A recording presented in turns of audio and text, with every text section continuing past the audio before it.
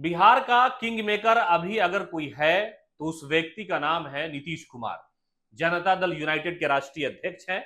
सियासी तौर पर लोकसभा चुनाव से पहले या वो आरजेडी के साथ रहे हो या भारतीय जनता पार्टी के साथ चले गए हो, लोग उनको सियासी तौर पर कम आंकते थे। लेकिन ये बात सच है कि इस वक्त सियासत में अगर सबसे बड़ा कोई सुप्रीमो है बिहार में तो वो है मुख्यमंत्री नीतीश कुमार।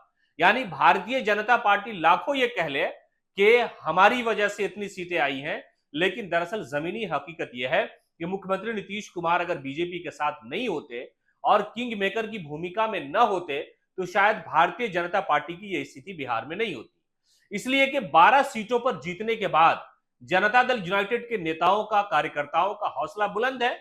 और बुलंद क्यों ना हो, इसलिए कि बिहार की राजनीति में नीतीश का एक सियासी जुनून जो है वो लोगों के दिलो दिमाग पर नहीं था। लेकिन जैसे ही चुनावी परिणाम आया, उससे इस बात का अंदाजा लगाना किसी के लिए मुश्किल नहीं था कि नीतीश आज भी राजनीति में बिहार के लिए किंग मेकर साबित हो सकते हैं।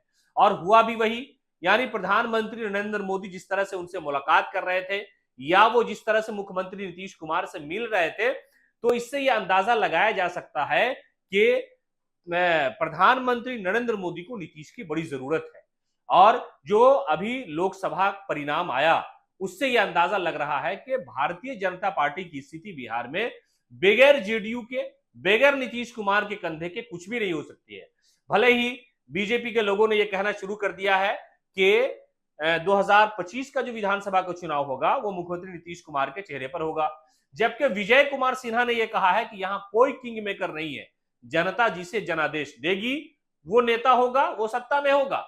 लेकिन शायद विजय कुमार सिन्हा ये भूल गए हैं कि वो इस वक्त जो उप मुख्यमंत्री बने हुए हैं वो नीतीश कुमार की सियासी रहमो करम की वजह से बने हैं। अगर नीतीश अभी आरजेडी की तरफ चले जाए तो विजय कुमार सिन्हा ये बात बोल भी नहीं पाएंगे, वो सीधा फिर हमला करना शुरू कर देंगे, जंगल राज आ गया, नीतीश कुमार का कोई सियासी वजूद नहीं है। लेकिन ये बात हकीकत है कि नीतीश कुमार मौजूदा वक्त में बिहार की राजनीति में भी और केंद्र की राजनीति में भी किंग मेकर हैं। इसलिए कि सियासत में एक सलीके से राजनीति करना मुख्यमंत्री नीतीश कुमार ने सीखा है।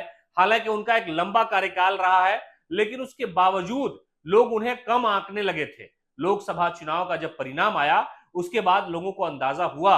हालांकि मंत्रालय के बंटवारे को लेकर के अब भी सोशल मीडिया पर तरह तरह के जो उनके अपोजिशन के लोग हैं, जो उनके विरोधी, सियासी विरोधी लोग हैं, वो तरह तरह की बातें कर रहे हैं। लेकिन हकीकत यह है कि मुख्यमंत्री नीतीश कुमार सियासत के माहिर खिलाड़ी है और इसी खेल के बनिस्बत उन्होंने इस पूरे खेल को, भारतीय जनता पार्टी जिस तरह से कह रही थी कि 40 की 40 सीटें आएंगी, ये दावा उनका इसलिए नहीं था कि नरेंद्र मोदी का जादू चल रहा है या कि भारतीय जनता पार्टी पर लोगों को यकीन था। आप पूरे बिहार नहीं, पूरे भारत की बात करें तो कोई व्यक्ति ऐसा आपको नहीं मिलेगा जो ये कहता फिर रहा हो कि नहीं नरेंद्र मोदी चाहिए ही चाहिए।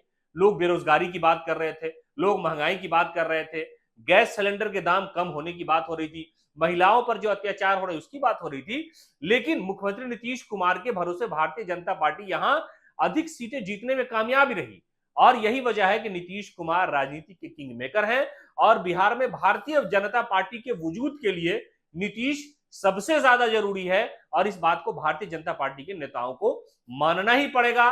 वो अब भी मान रहे हैं और 2025 का चुनाव होगा उस वक्त भी नीतीश कुमार को किसी तरह से मना करके अपने पाले में करने की कोशिश करेंगे। लेकिन मुख्यमंत्री नीतीश कुमार सियासत के माहिर खिलाड़ी, और कहा यह जा रहा है कि बिहार की राजनीति नीतीश के बिना मौजूदा वक्त में अधूरी है।